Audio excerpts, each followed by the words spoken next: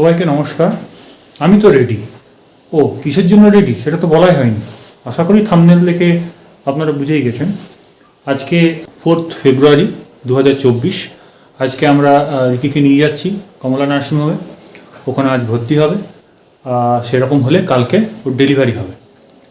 তো আমাদের সঙ্গে আমি যাচ্ছি, আমার সাথে মা আছে, রিকির মা, বাবাকে রেখে যাচ্ছি। আমরা 4 জন মিলে আপাতত যাব ওখানে। এখন বাজে 2:45। 3টের সময় একটা গাড়ি বলা আছে, ভক্তদার গাড়ি, ও আসবে, তারপর আমরা যাব। এবং যেতে যেতে আমি আপনাদেরকে আগে এতদিন ধরে কী কী হয়েছে সেগুলো বলবো। প্যাকিং পুরো কমপ্লিট। আমাদের ভেতরে একটা চাপা টেনশন কাজ করলেও রিকিকে দেখলাম ও বেশ খোশমেজাজেই আছে। টেনশন থাকলেও কোনো রকমভাবে ও তার বহিঃপ্রকাশ হতে দেয়নি। বলতেই হচ্ছে এই মুহূর্তে আমাদের সবারই মধ্যে ওই সব থেকে বেশি সাহসী। ভক্তদা নিজে আসেনি, সে তার গাড়ির সাথে ড্রাইভারকে পাঠিয়ে দিয়েছে। আর এখানেই হলো গণ্ডগোলটা।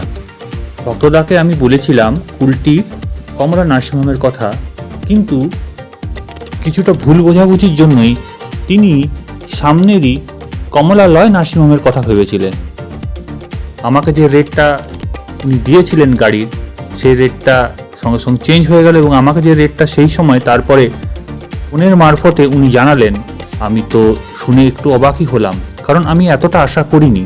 হয়তো জানলে আরও 2-1টা গাড়ি আমার চেনাশোনা ছিল, তাদের সঙ্গেও কথা বলতাম। যাই হোক, গাড়িতে চেপে গেছি, আর উপায় না রেখে 700 টাকাতেই রাজি হলাম। 11.5 কিলোমিটার, 700 টাকা।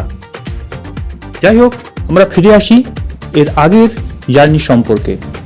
আমরা ডক্টর প্রসন্ন রায়ের আন্ডারে 20/6/2023 অর্থাৎ 20 জুন 2023 সাল থেকে আছি। তার আন্ডারেই পুরো ট্রিটমেন্ট চলছে।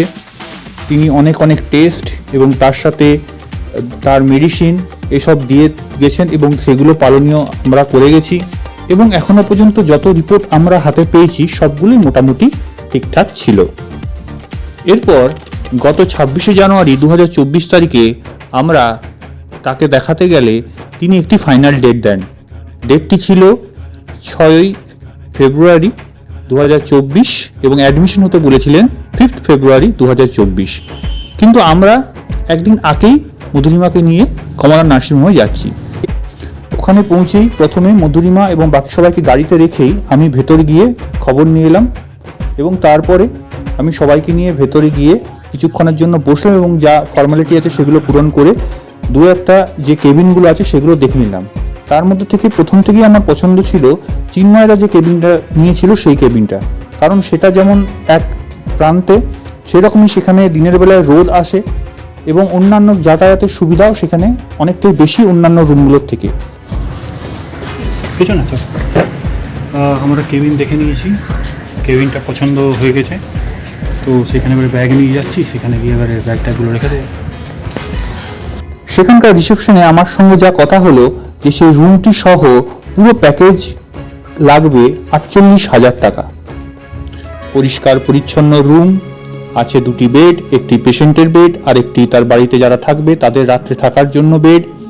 এসি আছে, কিন্তু সেটা এই শীতকালে কোনো প্রয়োজন নেই। বাথরুমে আছে গিজার আর অন্যান্য সমস্ত অত্যাধুনিক সুবিধা।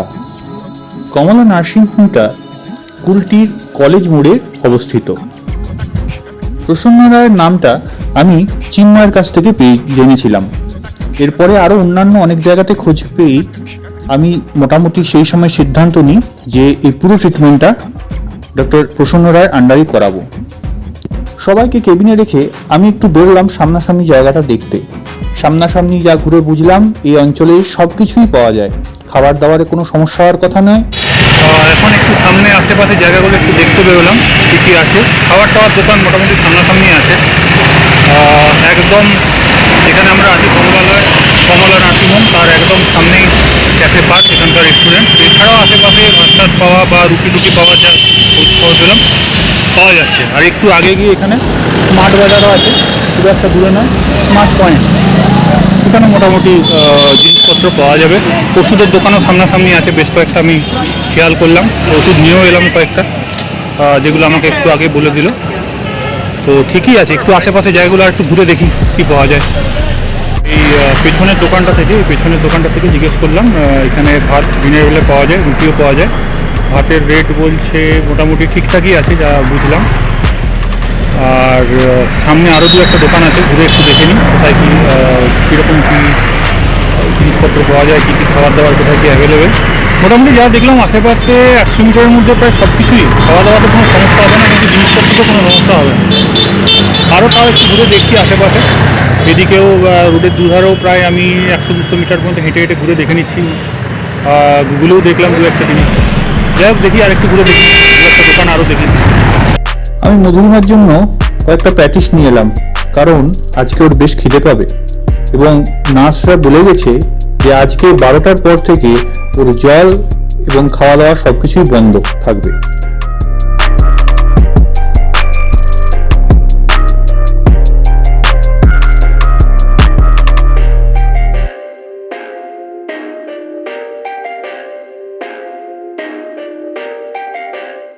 এইমাত্র ঘর ঢুকলাম, এখন বাজে প্রায় 8টা। আমরা বাসে চেপেছিলাম ওই 6:45 এরকম সময়, আর এখানে নামলাম মোটামুটি 7:45 এরকম সময়। মোটামুটি 1 ঘন্টা আশেপাশে সময় লাগে, বাস পেতে একটু দেরি হলো তাই। যাই হোক, আজকে তো বাসেই এলাম, কালকে তখন আমি আমার বাইকটা নিয়ে যাব, তখন বাইকে যাতায়াত করব। আজকে আর বেশি দেরি করবো না, তাড়াতাড়ি খেয়ে শুয়ে পড়বো। আর ডাক্তারকে যা খবর পেলাম, ডাক্তার রাত্রেবেলায় 9টার সময় আসবেন। তো সেই সময় টাইমটা বলে দেবেন যে কালকে কোন সময় অপারেশনটা হবে। তবুও যেটুকু আমি খবর পেলাম তাতে বুঝতে পারলাম যে কাল ওই 10টা সাড়ে 10টার সময় অপারেশন হবে। তো মধুরিমার নাম 1 নম্বরই আছে, যেহেতু আর মানে কালকে যাদের অপারেশন হবে তাদের আজকে ভর্তি হওয়ার কথা। তো তাদের মধ্যে মধুরিমায় প্রথম ভর্তি হয়েছে, এরপরে হয়তো আরও একজন হয়তো পরে ভর্তি হবে সেই মতো। তো সেহেতু মধুরিমার প্রথম হওয়ার কথা, যদি না কোনো এমার্জেন্সি কেস থাকে। তো সেই হিসাবে ভাবছি যে 10টা সাড়ে 10টার মধ্যে আশা করি ওটিতে ঢুকিয়ে দেবে। যাই হোক, আজকের মতন এখানেই গুড নাইট। আমিও জামা কাপড় ছেড়ে ফ্রেশ হয়ে নিই, আজকে তাড়াতাড়ি শুয়ে পড়বো। কাল তাড়াতাড়ি উঠে চটপট ব্রেকফাস্ট করে আমি আগেই গাড়ি নিয়ে চলে যাব। তারপরে মা আর মধুরিমার বাবা দুজনে পরে, তখন একটু পরে হয়তো যাবে, যেতে তোদের সময় লাগবে গাড়িতে। ঠিক আছে, গুড নাইট, আবার কাল দেখা হচ্ছে। আগামী পর্বের জন্য তোরা থাকলো আমার জীবনের সবথেকে গুরুত্বপূর্ণ সেই মুহূর্তগুলি, যেগুলির জন্য এতদিন আমি অপেক্ষা করেছিলাম। সবাইকে দেখতে অনুরোধ রইল, কেউ দেখতে ভুলবেন না যেন। আজকের মতো শুভরাত্রি, আবার দেখা হচ্ছে পরের পর্বে।